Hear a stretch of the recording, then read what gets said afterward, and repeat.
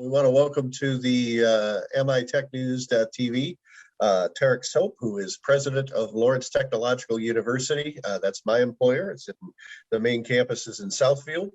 And we wanted to have Dr. Sobh on today, basically to talk about his vision for Lawrence Tech going forward, but more broadly for higher education in general, where he thinks the university experience, the college experience is headed. So, Dr. Sobh, for people who have not met you before, I know you were on the show once before when you were provost. Explain to people briefly, if you could, about how you came to be at Lawrence Tech. Of course. Thank you, Matt, and thank you, Mike, for the invitation to visit with the audience today.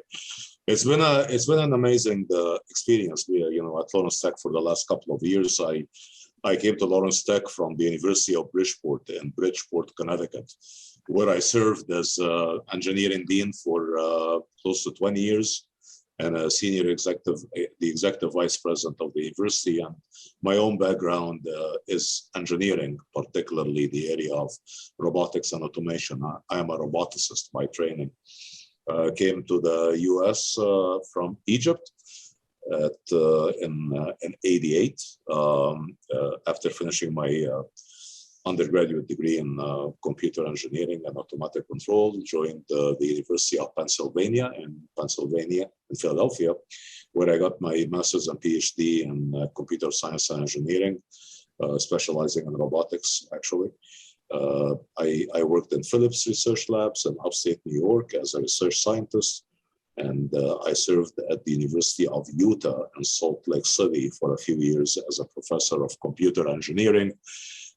And then joined the University of Bridgeport, as I mentioned, in Connecticut, where I stayed for 25 years, culminating in being the university executive vice president and served as a dean for 20 years. In addition, of course, to wonderful work with amazing colleagues in the areas of robotics, automation, manufacturing, vision. I started thinking of a position in higher education in a technological university at the provost or the president level. And, since there are only 13 comprehensive doctoral private technological universities in the country, it was a very limited job search process at the end of my tenure in Bridgeport. And I, of course, in 2020, the provost position opened at Lawrence Tech, and I was very blessed to be chosen as the provost of Lawrence Technological University. Again, one of the truly eminent 13 doctoral private comprehensive universities in the whole country out of 6,000.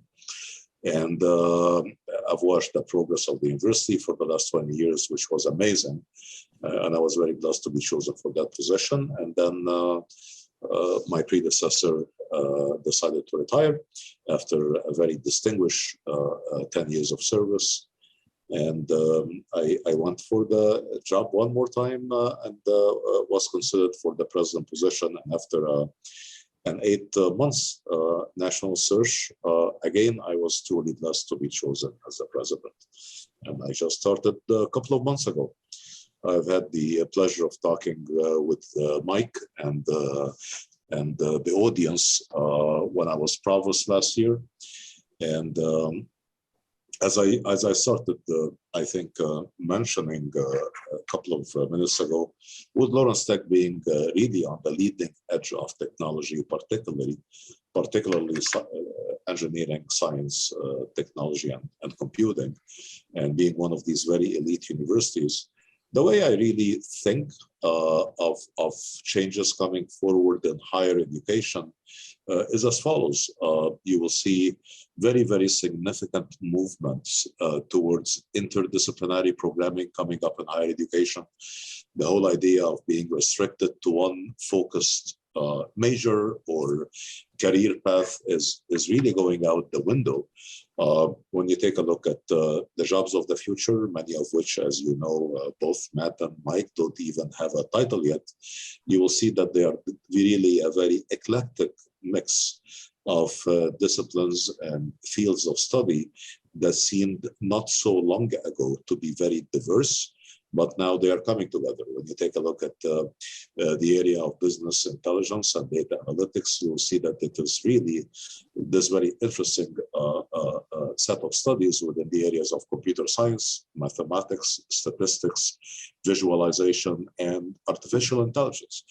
When you take a look at the area, again, my own area, robotics, automation, smart cities, and Industry 4.0, you will see that it is, again, a mix and a very diverse set of skills that are needed to work in this area, encompassing things like, again, mechanical engineering, electrical engineering, computer science, computer engineering, mathematics, some cases quantitative physiology and anatomy, if the work is to be done in the area of prosthesis, and again, many coding, artificial intelligence, computer vision, machine perception, etc.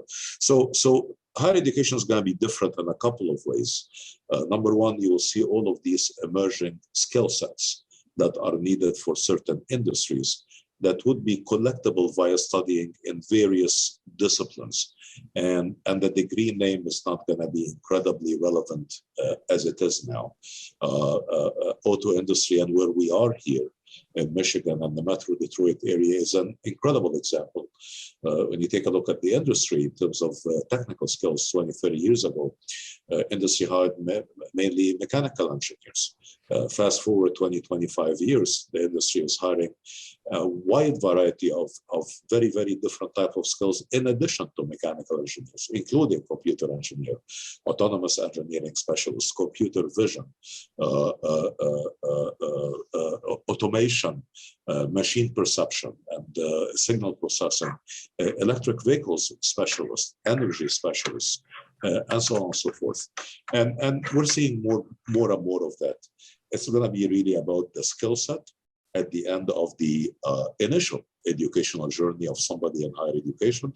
And it will also be about the accumulation of various credentials that do not necessarily each need to be a degree that would be relevant for a particular industry. So that's one big change coming up in general, both at Lawrence Tech and in higher education in general. And it's happening more rapidly at very progressive universities that are coping with the time and technological in nature, like Lawrence Tech. And this is the path we're on. And also, within the area of professional development, you will see very significant changes coming up in the future. It used to be that professional development was limited number of hours that mature students would go through after having worked for a number of years to update their skills. The concept is also going to change very significantly. Right now, the percentage of offerings of universities within the area of professional development on the average per university is less than 5%, and 95% of the business of universities is really issuing degrees at the various levels in specific disciplines. I submit that within the next 10 to 20 years, you'll find close to 50% of the business of progressive, successful universities being in the area of professional developments, not necessarily degrees. Could be micro-credentials, could be certifications, could be the acquisition of skill sets within a certain period of time. And it will not only be for employees who have been in the workforce for quite a while, it will probably start right after high school. And we're seeing that now more and more and more. You're seeing students coming out at the age of 18 from high school, going through and specializing in coding for the gaming industry and or other disciplines like that within the area of autonomy and or robotics and or software design and so on and so forth, and being ready in 6 months for the workforce at a very high level. And they would keep updating themselves as they progress and as the disciplines and the workforce changes. So you'll see these two big changes in general, the interdisciplinarity becoming incredibly intense, the concept of departments, colleges disappearing and becoming centers.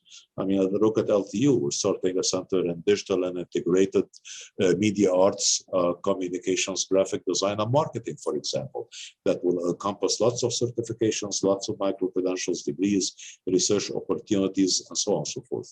Another center in the area of robotics, automation, manufacturing and industry 4.0.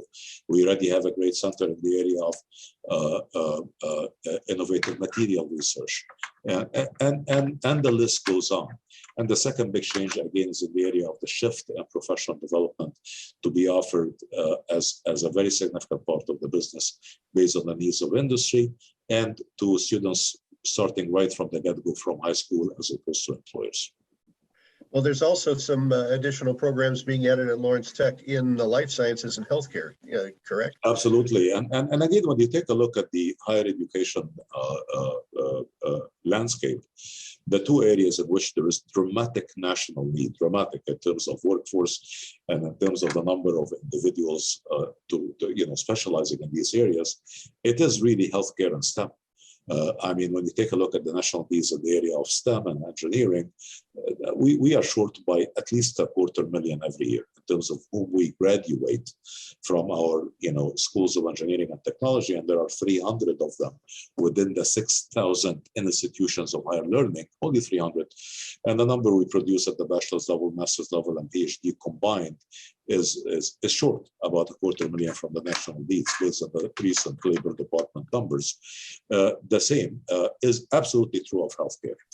We definitely need more nurses. We definitely need more physical therapists. We need more chiropractors. We need more doctors. Absolutely 100%. We need more dentists, more physician assistants, and the list goes on and on and on.